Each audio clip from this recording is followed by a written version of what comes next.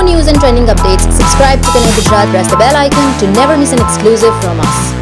નમસ્કાર દર્શક મિત્રો, આપ નિહાળી રહ્યા છો કનેક્ટ ગુજરાત બુલેટિન. હું છું આપની સાથે હેમલતા. સમાચારની શરૂઆત કરતા પહેલા આપણે જોઈશું આજના મુખ્ય સમાચાર.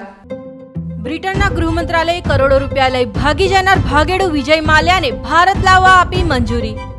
સીબીઆઈ વિરુદ્ધ મમતા બેનર્જી મામલે સુપ્રીમ કોર્ટે શારદા ચીટ ફંડ કૌભાંડમાં તપાસ હાથ ધરતા આપ્યા મહત્વના આદેશો.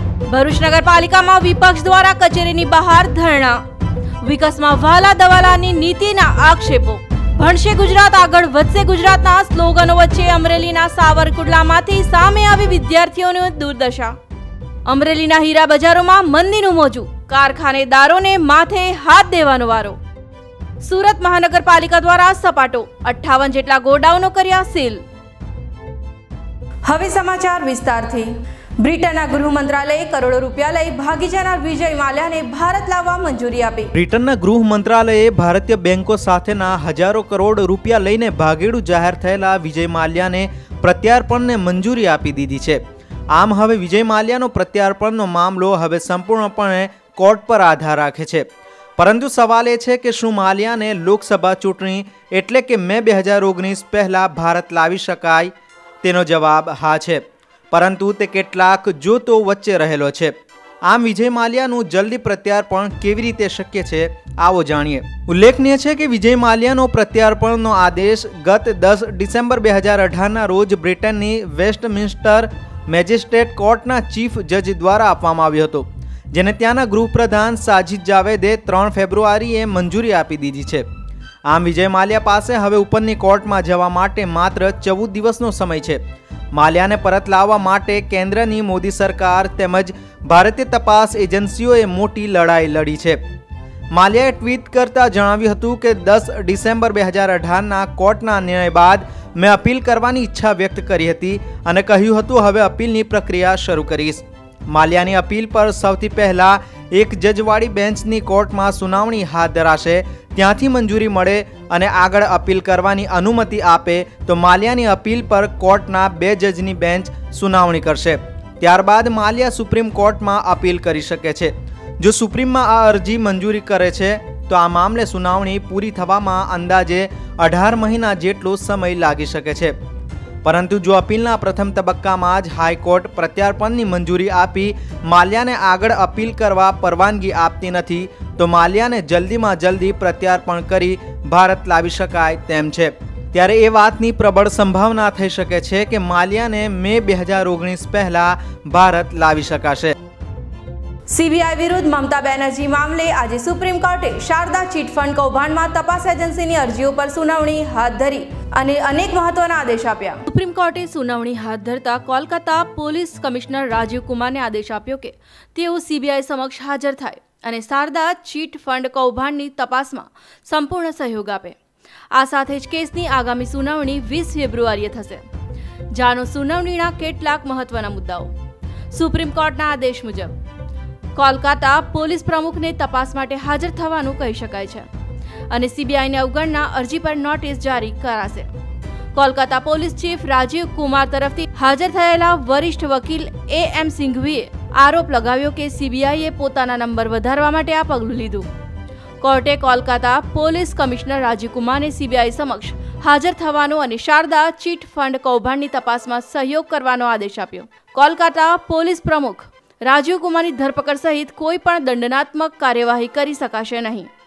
કોર્ટે પશ્ચિમ બંગાળના મુખ્ય સચિવ DGP કોલકાતા પોલીસ કમિશનરને સીબીઆઈ દ્વારા તેમના વિરુદ્ધ દાખલ અરજીઓ પર જવાબ આપવા કહ્યું. સુપ્રીમ કોર્ટે પશ્ચિમ બંગાળના પ્રમુખ સચિવ DGP કોલકાતા પોલીસ પ્રમુખને 20 ફેબ્રુઆરીના રોજ કોર્ટમાં હાજર થવાનું કહી શકે છે. સુપ્રીમ કોર્ટે આગામી સુનાવણી માટે 20 ફેબ્રુઆરીની તારીખ નક્કી કરી છે. સરકાર દ્વારા ભણશે ગુજરાત રમશે ગુજરાતના સ્લોગનો છે, પણ ભણવાની વાસ્તવિકતા આખી અલગ જ છે. અમરેલી જિલ્લાના સાવરકુંડલાની પ્રાથમિક શાળામાં ફક્ત 3 ઓરડામાં ભારતના ભવિષ્ય સમાનના 214 વિદ્યાર્થીઓ ઓસરીમાં શિક્ષણ લેવા મજબૂર બન્યા છે. ત્યારે શું છે શિક્ષણની અવદશા? જોઈએ આ ખાસ અહેવાલમાં. આ છે અમરેલી જિલ્લાના સૌથી મોટો તાલુકા સાવરકુંડલા શહેરની પ્રાથમિક શાળા. શાળા નંબર 6. આ પ્રાથમિક શાળામાં ધોરણ 1 થી 7ની પ્રાથમિક શાળા છે, પણ વિદ્યાર્થીઓની ભારે અવદશા છે કે આ પ્રાથમિક શાળામાં છે ફક્ત 3 ઓરડા અને ધોરણ 7. 3 ઓરડામાં એક ઓરડામાં આ પ્રાથમિક શાળાના આચાર્ય બેસે છે તો 2 ઓરડામાં ચાલે છે આખી પ્રાથમિક શાળા. 2 ઓરડા બાદ એક ધોરણને શાળાના ઓસરીમાં બેસાડીને શિક્ષણનું ભણતર કાર્ય ચાલુ છે. ત્યારે આ શાળાના વિદ્યાર્થીઓ પણ નવા ઓરડા બને તેવી સરકારને વિનંતી કરી રહ્યા છે. શાળાના વિદ્યાર્થીઓને નવી બિલ્ડિંગ મંજૂર થઈ ગઈ છે, જેનું ખાતમુહૂર્ત પણ રાજ્યના મુખ્યમંત્રી વિજય રૂપાણીએ 2 માસ પહેલા ઓનલાઈન કરી દીધું છે. પણ વિદ્યાર્થીઓની મજબૂરી છે કે આ શાળામાં ખાતમુહૂર્ત બાદ પણ હજુ શાળાની નવી બિલ્ડિંગનું કામ શરૂ થયું નથી અને 1 થી 7 ધોરણના 214 વિદ્યાર્થીઓને ભણતરમાં અગવડતા પડી રહી છે. 100 વર્ષ જૂની શાળાને પાડી નાખવામાં આવી હતી ને ઈ ભૂમિપૂજન મુખ્યમંત્રી રૂપાણીએ 2 માસ પહેલા કર્યું હતું, જેનો સ્વીકાર પણ શાળાના આચાર્ય કરી રહ્યા છે. એ છેલ્લા 2 વર્ષથી આપણે જૂનું બિલ્ડિંગ 100 વર્ષ જૂનું હતું એ પાડ્યું છે અને સતત 2 વર્ષથી આપણે રૂમની માગણી કરતા હતા અને 4 રૂમ મંજૂર થઈ ગયા છે. 25/12 ઈ ખાતમુહૂર્ત કરવામાં આવ્યું છે. એજન્સીઓ નિમાઈ ગઈ છે એમ એન્જિનિયરો કહે છે અને હજી કામ શરૂ થવામાં છે એવા અમને આશ્વાસન મળી રહ્યા છે. 214 વિદ્યાર્થી છે. 2 પાળીમાં શાળા ચલાવું છું. સવારના 5, 6, 7 3 ઓરડામાં બેસે છે. બપોરે 1 થી 4 ધોરણ એક ધોરણને આપણે ઓસરીમાં ઉપર પેક કરીને આપણે બેસાડીએ છીએ. એવી સગવડતા ઊભી કરીને શિક્ષણનું કામ કરી રહ્યા છીએ. સત્વરે ઓરડા બને એવી અમારી માગણીઓ દર વખતે હોય છે, પણ ટૂંક સમયમાં શરૂ થશે એવું એન્જિનિયર દ્વારા કહેવામાં આવ્યું છે. ત્યારે અમરેલી જિલ્લા શિક્ષણ તંત્રના નાયબ જિલ્લા શિક્ષણ અધિકારી ગોપાલ અધેરાએ સર્વ શિક્ષા અભિયાન અંતર્ગત 1 અઠવાડિયામાં કામગીરી શરૂ થવાની હૈયાધારણા આપી હતી. સાવરકુંડલાની શાળા નંબર 6માં 4 રૂમ મંજૂર થયેલા છે એ વાત સાચી છે અને એકાદ અઠવાડિયામાં કામ શરૂ કરવામાં આવશે સર્વ શિક્ષા અભિયાન કચેરી અમરેલી દ્વારા અને જલ્દીથી આ કામ પૂર્ણ પણ કરવામાં આવશે. અમરેલી જિલ્લામાં ચાલુ વર્ષે ઓછા વરસાદથી ખેડૂતોની માઠી દશા બેઠી છે. હીરા ઉદ્યોગમાં દિવાળી બાદ તેજીને બદલે મંદીનું મોજું યથાવત રહેતા હીરા ઉદ્યોગ પણ માંદગીના બીછાને જોવા મળી રહ્યો છે. અમરેલી જિલ્લાના લોકો માટે ખેતી બાદ હીરા ઉદ્યોગ જ રોજગારીનું મહત્વનું સાધન છે. સુરત બાદ અમરેલી જિલ્લામાં 10,000 ઉપરાંતના હીરાના કારખાનાઓ આવ્યા છે. 50,000 ઉપરાંતના રત્ન કલાકારોને રોજગારી આપતા હીરા ઉદ્યોગમાં દિવાળી બાદ પણ મંદીનું ગ્રહણ યથાવત જોવા મળી રહ્યું છે. હીરાના કારખાનાઓમાં પણ ઘંટીઓ ખાલી પડી છે. રત્ન કલાકારોની રોજગારી જે પહેલા મળતી એના કરતાં પણ હાલ સાવ અડધી મળી રહી છે. અને જે પહેલા સમય હતો કારીગરો 400-500 રૂપિયાનું કામ કરતા, હાલની દર્શે અત્યારે 150-200 રૂપિયાનું કામ કરે છે અને પોઝિશન એવી છે કે હીરા માર્કેટની અંદર એક પણ હીરો વેચાતો નથી. એના લીધે અમારે કોઈ જાતનો ઉપરથી હીરો આવતો નથી. એના લીધે અમારે આખો દિવસ અહીંયા કામ મળતું નથી, જેના લીધે અમારે કાયમિક માટે જે અમે 500 રૂપિયાની રોજગારી પાડતા અત્યારે હાલ 150 થી 200 રૂપિયા સુધીની રોજગારી માળ મળે છે. જેનું કારણ સુરતથી આવતા હીરા અને વિદેશમાં જ્વેલરીમાં વપરાતા હીરાનો વપરાશ ઓછો થયો છે. એકધારી મંદીને અમરેલી જિલ્લાના હીરા ઉદ્યોગની કમર ભાંગી નાખી છે તેવું હીરાના કારખાનેદારો માની રહ્યા છે. વિદેશમાં જતા હીરાની માંગ હાલ સાવ ઓછી થઈ છે તો નાણાભીડનો પ્રશ્ન પણ કારખાનેદારને સતાવી રહ્યો છે.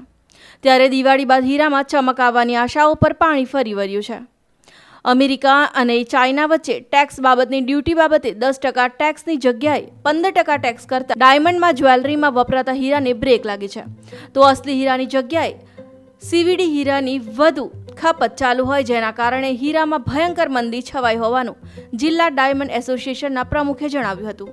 અમરેલી જિલ્લાની અંદર 1000 થી 1200 ડાયમંડના કારખાના નાના મોટા ચાલે છે. 50 થી 60,000 રત્ન કલાકારો છે અને દિવાળી પછી ખૂબ તેજી આવશે, હીરાની અંદર લાઇટ આવશે, ચમક આવશે. એ જે ધારણા હતી એ ધારણા અત્યારે જતી રહી છે. અને અમેરિકા અને ચાઇનાને એને એવો ક્લેશ ચાલે છે ટેક્સ બાબતનો કે તમે ડ્યુટી ઓછી કરો અમુક બાબતમાં, તો અમેરિકાવાળાનું ચાઇનાવાળા કયું કરતા નથી, તો એણે આડોડાઈ કરી અને જ્વેલરીની ઉપર જે 10% જે ડ્યુટી હતી એની સામે એને અત્યારે 15-17% જ્વેલરીની અંદર કરી નાખી છે. એટલે અહીંથી જે ચાઇનાની જ્વેલરી જાતી એ ત્યાં અત્યારે રોક લાગી ગઈ છે અને માલ ઉપડતો નથી, જ્વેલરી કોઈ ખરીદતું નથી. આખા વર્લ્ડમાં ડાયમંડ જ્વેલરીની અસર પડી છે. બીજા નંબરની અંદર કે અત્યારે રફ ડાયમંડ કોઈને પોસાતું નથી, તો CVDની રફ અત્યારે પુષ્કળ માર્કેટની અંદર આવી રહી છે.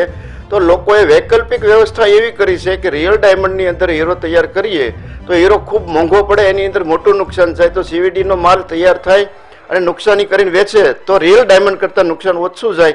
એ માટે વૈકલ્પિક વ્યવસ્થા માટે સીવીડી ચાલુ થાય. આગળ સમાચારમાં જોઈશું, ભરૂચ નગરપાલિકામાં વિપક્ષ દ્વારા કચેરીની બહાર ધરણા યોજાયા. વિકાસના કામો વાલા દવાલાની નીતિથી કરતા હોવાના આક્ષેપો કર્યા. આજરોજ ભરૂચ નગરપાલિકા ખાતે કોંગ્રેસના નગરસેવકો દ્વારા નગરપાલિકાના પ્રમુખની કેબિનની બહાર ધરણા પ્રદર્શન કરવામાં આવ્યું હતું અને આક્ષેપ કરાયા હતા કે કોંગ્રેસના નગરસેવકોના વોર્ડના વિકાસના કામોનું ટેન્ડરિંગ પ્રક્રિયા કરવામાં આવતી નથી અને ભાજપ શાસિત વોર્ડના કામોને પ્રાથમિકતા આપવામાં આવે છે.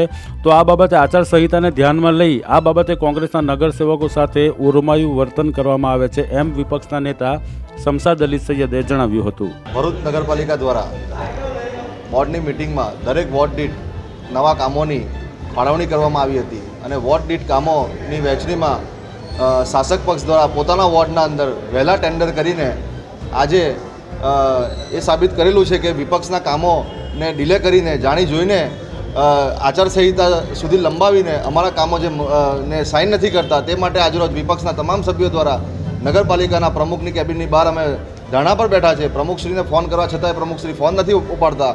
અધિકારીને પૂછીએ છીએ તો અધિકારી કહે છે કે સાઇન બાકી છે તમારા ટેન્ડરની. એટલે શાસક પક્ષનું આ એક ષડયંત્ર છે કે લોકસભાના ઇલેક્શનની આચારસંહિતા લાગુ થઈ જાય ત્યાં સુધી કામોની સાઇન નથી કરવી અને ટેન્ડરમાં નથી મોકલવાનું.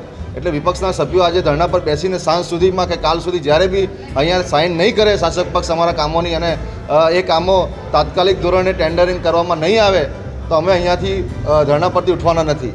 નગરપાલિકાના પ્રમુખે પોતાના વોર્ડના અંદર સૌથી વધુ કામ મંજૂર કરીને સૌથી પહેલાં પોતાના વોર્ડના કામોની ટેન્ડર પ્રક્રિયા પૂર્ણ કરી દીધી છે અને બીજા વોર્ડોની બી વાત કરીએ તો જે ભાજપ શાસિત વોર્ડો છે તેના અંદર બી ટેન્ડર પ્રક્રિયા પૂર્ણ થવા આવેલી છે.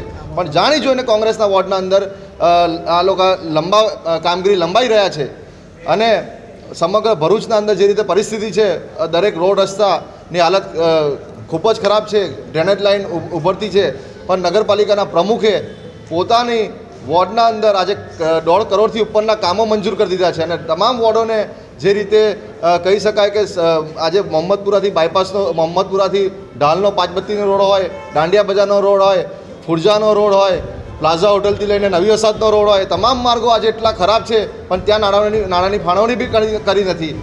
આજરોજ તમામ વિરોધ પક્ષના નેતા અહીંયા ધરણા પર બેઠા છે અને અહીંથી ઉઠવાના નથી જ્યાં સુધી સાઇન નહીં થાય ત્યાં સુધી.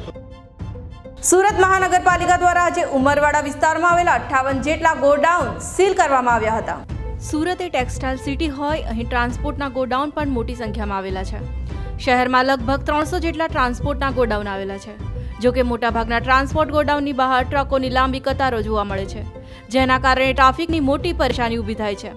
તેવામાં આવા ટ્રાન્સપોર્ટ ગોડાઉનને અન્યત્ર સ્થળાંતર કરવા માટે સૂચના આપીને મહાનગરપાલિકા દ્વારા 1 વર્ષ પહેલા પણ ગોડાઉન સીલ કરવાની કાર્યવાહી કરવામાં આવી હતી, જેના વિરોધમાં ટ્રાન્સપોર્ટર દ્વારા હડતાળ પણ પાડવામાં આવી હતી.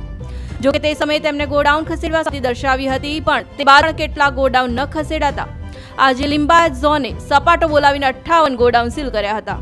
ટ્રાન્સપોર્ટર્સનું કહેવું હતું કે મુખ્ય માર્ગ પર પણ કેટલાક ટ્રાન્સપોર્ટ ગોડાઉન આવેલા છે, જેની સામે કોઈ કાર્યવાહી નથી કરવામાં આવી.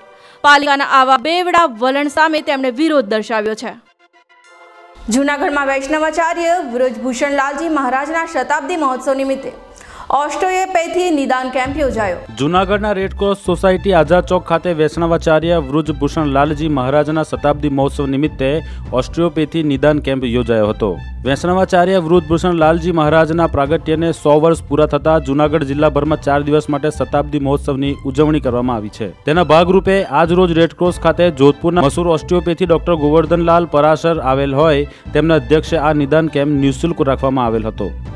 આ નિદાન કેમ્પ આવતીકાલ સુધી ચાલુ રહેશે, જેમાં હજારો દર્દીઓને એક્યુપ્રેશર સારવારથી વગર દવાઓ દર્દીઓને સારવાર આપી સાજા કરવામાં આવે છે. આ કેમ્પમાં જાનવીબેન ગૌરાંગભાઈ, રાજકોટના ડોક્ટર મુકેશભાઈ છત્રાળા, ડોક્ટર હરેશભાઈ છત્રાળા હાજર રહ્યા હતા અને દર્દીઓને સારવાર આપી વ્રજભૂષણ લાલજી महाराज शताब्दी महोत्सव उजव्यो હતો. ऑस्टियोपैथी हम ट्रीटमेंट करते हैं जो बिना दवाई बिना कोई टेस्ट के ठीक करने की एक प्रणाली है. ये ऑस्टियोपैथी भारत की प्राचीनतम प्रणाली है. इस प्रणाली के द्वारा स्लिप डिस्क, सर्वाइकल, स्पॉन्डिलोसिस के पेन व कार्टिलाइज डैमेज, जिसके कि घुटनों में रोग होता है, वो रोग बिना दवाई के केवल मात्र मैनिपुलेशन प्रोसेस करने से ठीक किया जाता है। ऑस्टियोपैथी के द्वारा हम जगह जगह कैंप करते हैं। यहाँ हमारे गुरुदेव जी ब्रजभूषण लाल जी की ये 100वीं जन्मतिथि के उपलक्ष्य में हमें ये मौका मिला यहाँ सेवा करने का।